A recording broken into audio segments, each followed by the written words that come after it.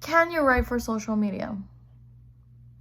That is a question that my former boss asked me before they hired me the same day I graduated from my bachelor's degree. Hi everybody. If you don't know me, my name is Victoria. I am a copywriter / graphic designer, and I have been working remotely for about 2 years now. And today we're going to be talking about the 5 things you can do right now so you can be prepared to get a job as a copywriter right when you graduate, or even before then. So, without further ado, let's get started.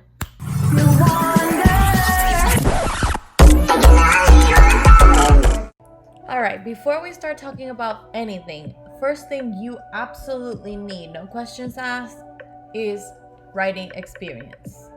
And I know that when you're in college or you're new to writing, you don't have much experience. This is key to getting that job right after graduation or even before then. When I graduated, I had about 4, maybe 5 years of experience because I started working as a writer freshman year. And I'm gonna tell you exactly how you can do that. The first thing you need to do is find a writing internship.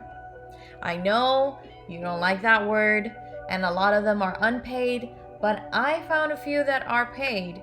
And where I found my first internship, I recommend check internships, and you can find them internships.com.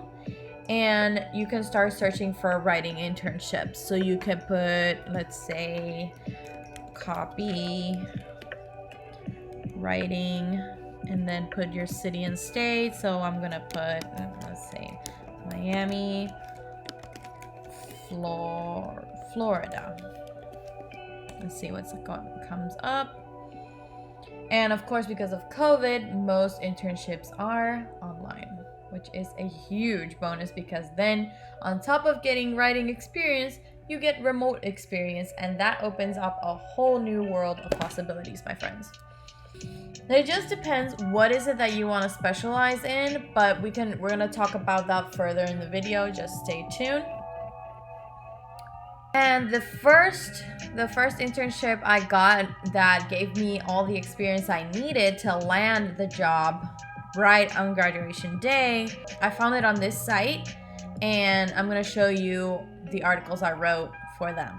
And their name is TUC Magazine. That's True Urban Culture Magazine. They are a art and entertainment magazine, online magazine based in Miami, New York, Atlanta, Georgia, and I forget the other ones. But as you can see, this is my portfolio in their magazine. So I wrote quite a few articles in total. 1, 2, 3, 4, 5, 6, 7, 8, 9, 10, 11 articles, which was a huge experience for me over a course of about a year. And by the time I graduated, I had a full-blown portfolio, but in English, because I have a portfolio also in Spanish. And if you guys are interested in how to build a bilingual portfolio, please let me know in the comments below, and I'll gladly help you guys with that. Another place where you can find writing experience, which I have recently discovered, is called Daisy.com. And Daisy is a really cool space for creative people. So what they do is they create projects in which you want to collaborate with. It's just different things, depends on what you're interested in. So I'm going to pick the one that I want, pick the area I want. So I'm going to go to writing. Let's see what they have on writing. Have quite a few projects. So let's see. So Daisy was founded by Maisie Williams, aka Arya from Game of Thrones, and she thought that this would be a great space to gain experience and collaborate with fellow artists and creative people. That way, to build your portfolio and get you in the door in the entertainment industry. And now that I have more time on my hands, I am definitely going to explore more on Daisy. But from what I've seen, it's a pretty cool site. And you can collaborate with people all over the world. That's the most amazing thing about Daisy. So this one, let's click on this one. It's a poetry collection. So someone is writing a book on poetry. And this is what they have so far. This is pretty cool. This is my kind of thing. So you combine text with design. I really love this. So they're looking for people that will collaborate with them in these kinds of designs. And if there's something that you think you can do, then you go ahead and write to them and say, hey, I want to collaborate, da da da. And then this will really expand your horizons for future employers. Big time.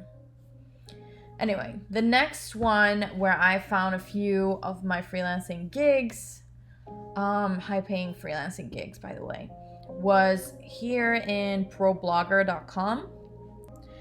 So the thing about this is all about your niche, which we're going to be talking about in a little bit.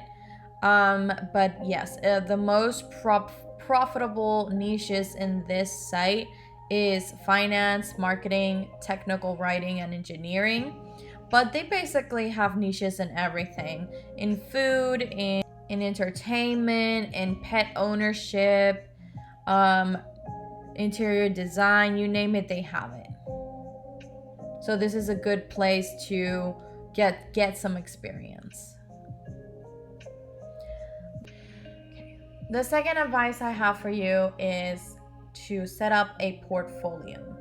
Now I'm going to share my screen and show you my portfolio and what I have so far. And this portfolio has actually landed me my current position as a copywriter / graphic designer. And you're gonna see why. Okay, so this is the about section. So let's go to my portfolio. Here in my portfolio, I have another banner that has a lot that has to do with graphic design and copywriting. So here you can see that I listed my experience along with the designs that I have done for the client. This was my most recent client, Shop Vixen, and you can see some of a picture of the media kit that I did for them. So on to my fourth point, you want to categorize or niche your content. So I niched my content according to skill. Here we have social media management and content strategy with Shop Vixen, My Gym, and Multi Skills. And then down here in designs and media kits, we have my graphic design experience.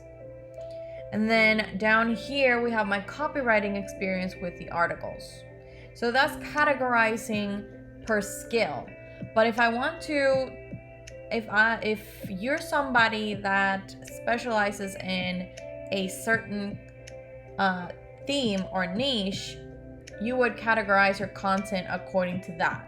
So you would say beauty or fashion or lifestyle, things of that nature, and you would categorize it within your portfolio. Set up your social media for success. What do I mean by that? Well, as we mentioned before about categorizing or niching your content, you want to make sure that your employer or the people that you're going to be interviewing with, that your social media looks professional, clean, and maybe remotely, maybe just a little bit related to what they are talking about.